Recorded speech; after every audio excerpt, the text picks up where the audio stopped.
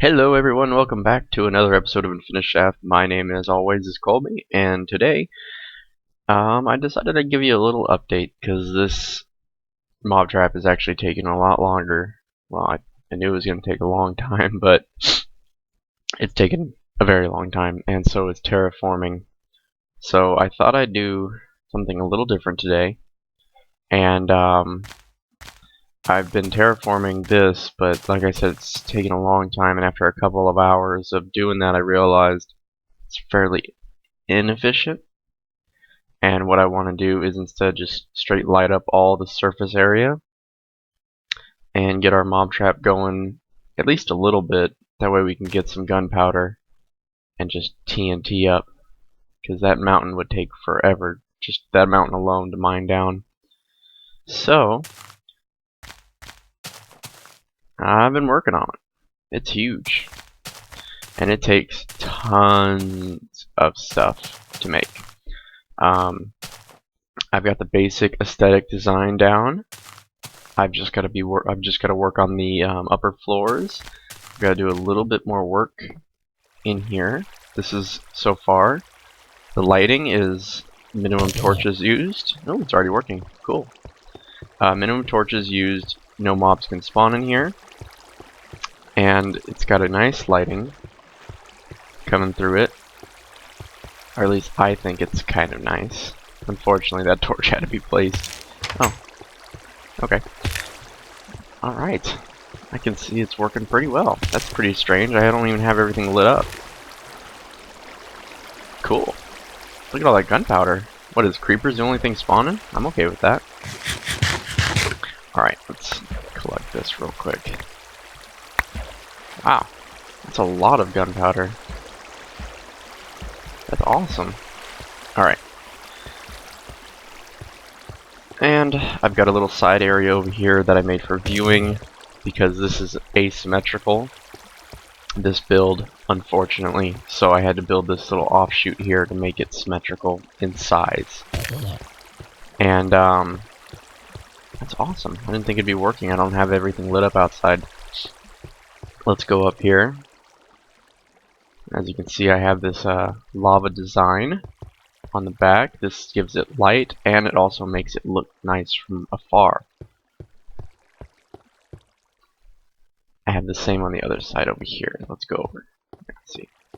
So it makes it look nice, and yeah, lights it up.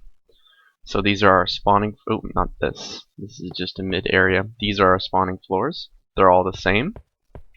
They've got inlet lighting. And I think there's actually mobs spawning up here. Oh. Hey, you. He must have spawned on top, actually. I don't have that lit up yet. This is my floors I'm working on. Yeah. So let's get down quick. Whoa!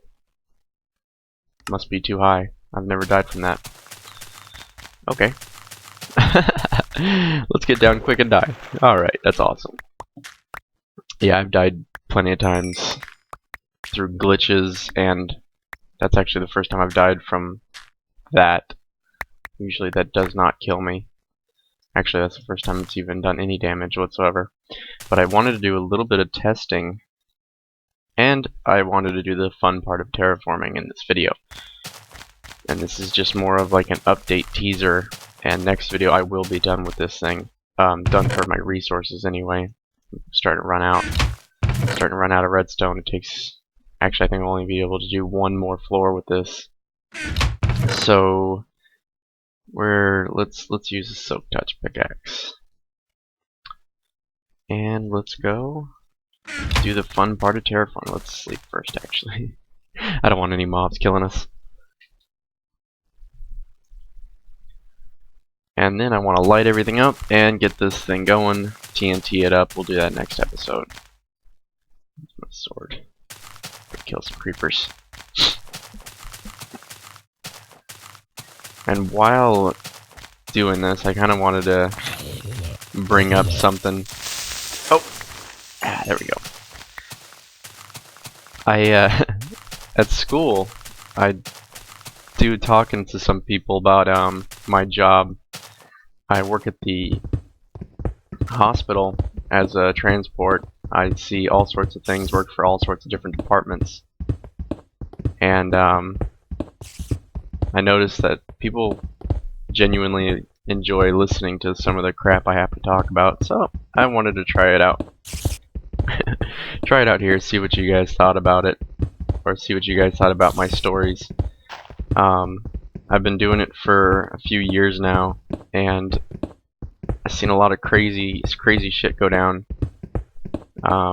Mostly at the older hospital, the other hospital I worked at, not the one I'm currently working at.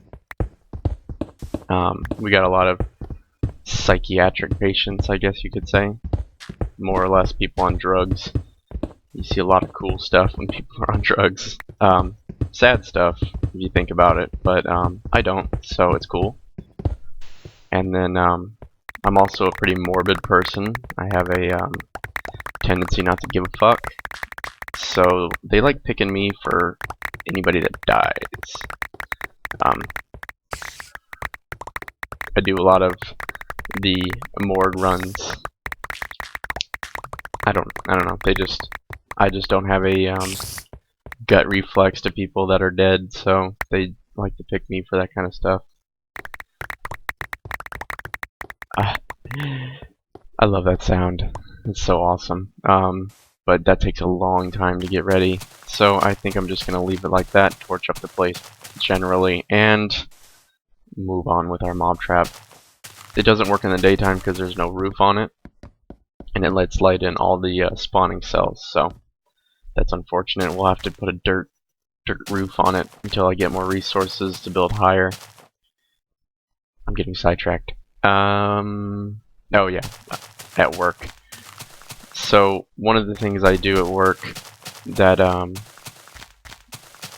really vocal with my patients, and obviously I'm not going to give any names. That's a pretty big violation there. Let me turn this sound down.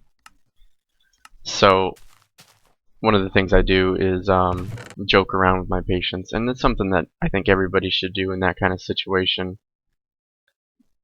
because people are vulnerable and they don't like to be treated like crap, and you also want to feel good because you're in a sad setting. You know, people are sick. If you can get them to laugh, get them to joke, I think that's the key, and it really makes people feel good when you do that. But you have to have a really good balance, otherwise you're just going to offend people. And I joke around with people all the time. You know, people get drawn blood. I always point at their jugular and say, "Oh, hey, you can get some good blood out of there and get a good IV start," doing something like that. And you know, it makes people laugh because obviously, if you were to do that, you're gonna pretty much kill the patient. It's a bit morbid humor, but I haven't found somebody that didn't at least enjoy it somewhat. But the fun part is dealing with the people that, you know, I mean, they're not in the right state of mind, and some of them are violent. I see lots of violent elderly women, actually. Is probably my most violent of patients. They tend to not give a crap and will attack nurses and staff, and it's sad, but at the same time, I don't care. I'm losing track of what I was going to talk about. Yes. I don't know. I mean, I've had lots of people. Some of the people are mean, some of the people are nice, some of the people are awesome. I'll talk about some of the more interesting stories. I've had people come in on meth or down on meth, and you know, of course, they're not going to say, "Oh yeah, I was doing meth." No, they never say that. They say, "No, I've been clean for blah blah blah some amount of time." We know they're full of shit, and it's pretty obvious when you're on meth. You act ridiculous, and we know it. But it's our job to kind of at least take the benefit of the doubt and assume you're not full of it. And I've had people try to break my bones. I've had people try to spit in my face. Oh, I've had people spit in my face. I've had to hold people down. I had one guy. We have stretchers. I've had somebody try to climb the stretcher. He was clearly high. He thought he was swimming, then he thought he was climbing, and the whole time he never really went anywhere. These are the kind of people that, I mean, it's somewhat sad, but at the same time it makes your job interesting and gives you something to talk about.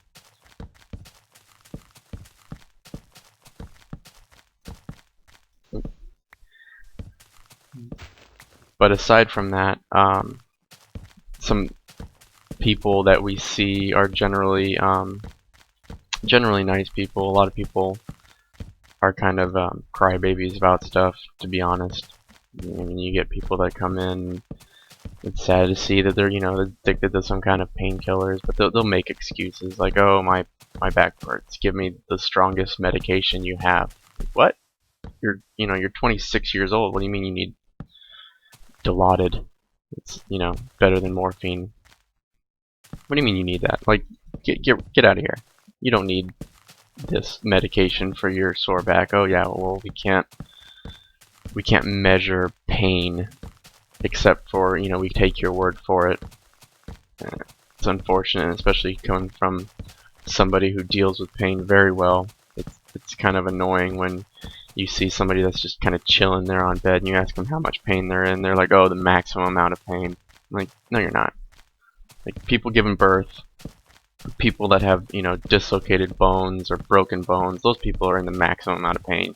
You're freaking watching TV, eating an apple, you're not in a lot of pain. Like, it's pretty freaking obvious. So unfortunately these people still, I mean, we have to listen to them, we have to believe them, so we give them pain medication and they go on their way. They go on bitching and complaining, and I gotta listen to it all the time. Sometimes, I mean, I've done this, like I said, a long time. I can tell when people are lying, so I'll tell them flat out, I'm like, "Hey, you can't be in that much pain." And I really haven't gotten in trouble for it, because usually they do kind of like, "Well, I'm not, it just kind of hurts, but this really helps." And I can understand that. But to lie about it flat out and say, you're in copious amounts of pain and you're not, it takes away from the people that really are in that pain, and people are in that pain. It's sad to see, and I wish people wouldn't do it, but such is the life of drug abuse. You just can't. I mean, you'll come up with any excuse to do so. But yeah, a lot of people don't realize that these things happen. They happen to lots of people, and happens to family members, and that's something that I find a lot of people that actually I work with don't quite understand, is these people are somebody's family, and while you might sit there and scoff at them for saying that they're in a lot of pain and they're not, you still have to treat them like they were your family. And it's hard to do when they're lying and you don't really know this person as a person, you just know them as a patient. So it's hard to say no to them at a professional level, but at the same time you want to just laugh in their face at, "Oh, you're full of shit." But we don't, or I don't. And I still try to treat these people like family.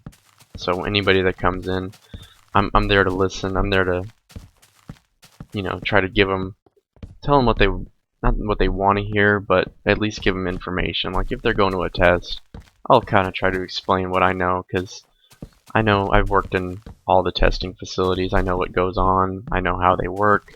I know why they work. I'm a man of science, so it's kind of my duty to know how things work more than just what they are. And I take it upon myself to explain to these people who are usually scared and trying to reach out to somebody, "Hey, you're going to this test because of this reason." And you'd be surprised how many people really appreciate just the simplest explanation for things.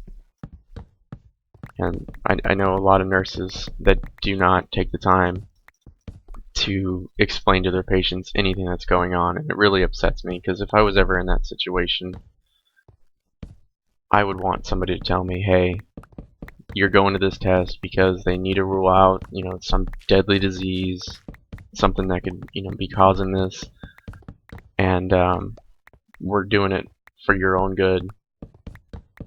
So, a lot of people don't have insurance nowadays, and they're more concerned about what tests they go to, which is understandable. Completely understandable. So I feel that it's rude to try to send somebody to a test without at least telling them why they're going to this test. And I find no reason why you can't tell them that. And as a nurse, somebody that's supposed to have the background in these tests, it just seems wrong not to tell your patients, hey, you're going to an MRI. It's a long test. It's an expensive test. Sometimes a scary test. A lot of people have claustrophobia. You're going to this test because we need to rule out a brain tumor, that could kill you, or cancer, or something serious. But they don't. They just kind of, oh yeah, you're going to this test, shut up and go. So I'm the sympathizer, and I'm also the one that deals with all the crap. Not all the crap, of course, but I deal with crap a lot. Not literally, because that's not my job. If you shit in your bed, I'm gonna get your nurse. Sorry, that's just how it goes.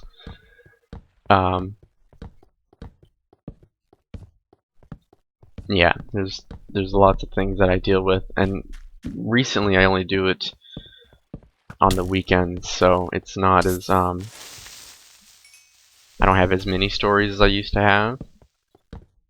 And of course, I have other more fun stories. I'm pretty much giving more background really into what I do and how I view my job than anything. So, if you're ever a patient in a hospital, ask questions. I know you probably have heard that before, but it's really true. Like, ask questions. There's nothing wrong with it. Nurses can't, they might get mad at it, but you know what? Their butt hurt, you can just forget about it. Don't worry about those kinds of nurses. Some people have bad days. Some people are just kind of like that, and I wish they wouldn't work in a hospital if they were so uptight about everything. But there's not a whole lot I can do as a person about that. I'm not in a position of power to tell these people to, to find a new job or do whatever. So at the time being, the only thing I can do is give my part in helping these people cope with their sickness or whatever they're in the hospital for. But yeah, I take people to tests. I know I made it seem like I'm a hospital psychiatrist, but I feel that way sometimes with some people, and how I have to talk to patients, and after nurses are just so blunt and uncompassionate. They're not compassionate. So it saddens me to see somebody in that position that just doesn't seem to care. And it's worse when they don't even know English and they're trying to talk to patients, or not know English, but they can't speak it very well. And it sucks because a lot of patients are confused, and it's hard for both the nurses and the patients, and it goes both ways. If the patient can't speak the language of the nurse, it's communications errors have always been an issue in any field, but for the medical field, it's probably the worst. Alright, well, that's enough background, I suppose. I've been really, really rambling. Maybe it's boring, maybe it's interesting, who knows? Maybe you like hearing about this kind of stuff.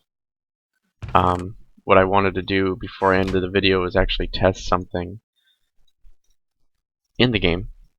A lot of people, actually everybody I know, when they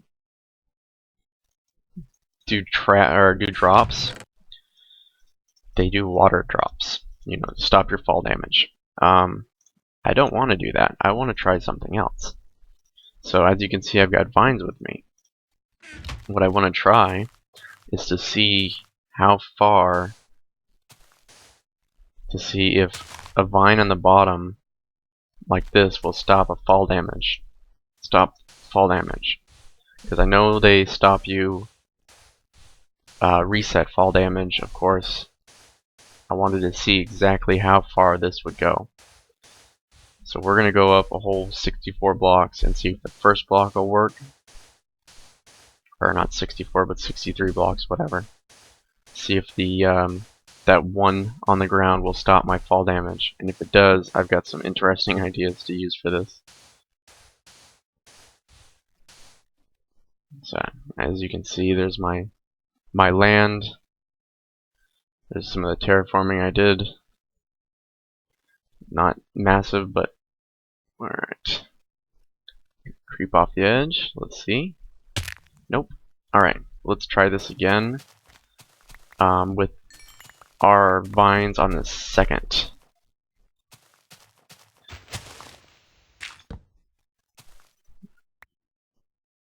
Ah, that's awesome.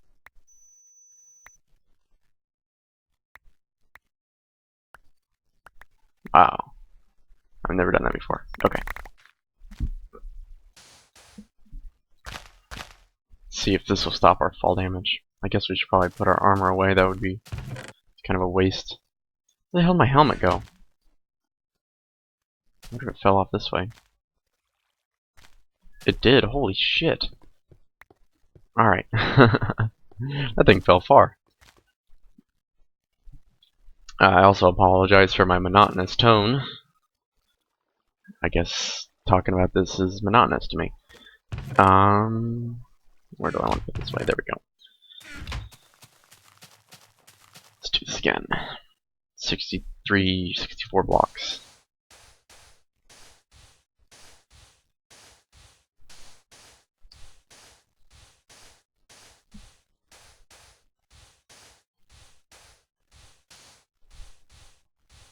So I know water breaks don't, as you saw over there, 2 water deep, do not always stop your fall damage from greater heights, which can be a bit of an inconvenience if you are trying to build a quick drop down to the surface or wherever you were going back to.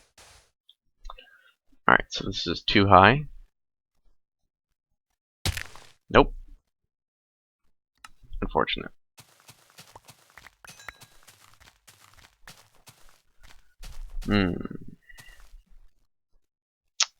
I'll do some more testing with this to see exactly how far you can drop.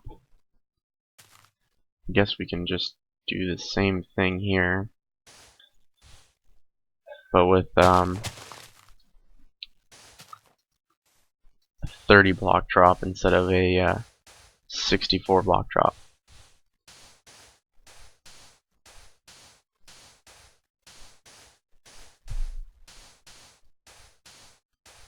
See if that has any difference. Oops. Oh, okay.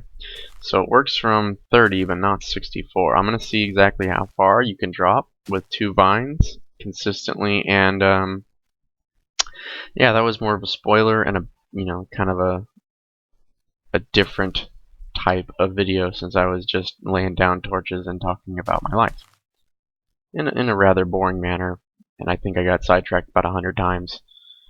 But let me know what you think. Hopefully it wasn't too bad. And I will, when I finish this, the functional portion and all our floors that we can, our next video will be, we're going to be building down here our collection point, where we're going to either collect items or eventually, once I get it working, the experience mode. Yeah, so that's going to be our next video, and after I get this thing fully operational, I want to release a tutorial on it. I already talked to JL about his concept, and since I changed it, he gave me the okay to release a tutorial, and it will be very descriptive. It will even cover how many of each item you need for the spawning cells, for the experience mode floors, for the killing area, everything that you need to know about this place. And I'll have a name for it next time. So until next time, guys.